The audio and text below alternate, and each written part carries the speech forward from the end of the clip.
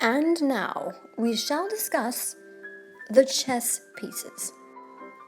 Now, when you come to the board where no one's played anything, this is called the opening position, and perhaps you've seen this before, but perhaps you're not that familiar with the actual pieces.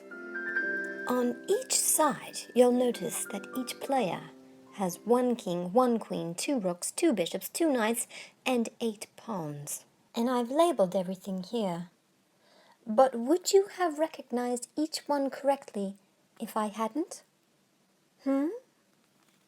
For instance, the king and the queen. How do you tell them apart? Well, I'm going to give you a couple of clues here. Number 1, the king often has a cross on the top. And the queen tends to look the most like a crown. Why don't we have a look at some actual pieces? Now what I've done here is I've gone to Google and I've just typed in chess pieces.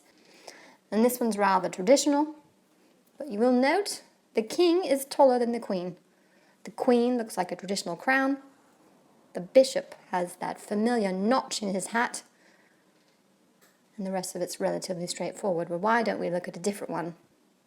What have we here? Very strange indeed.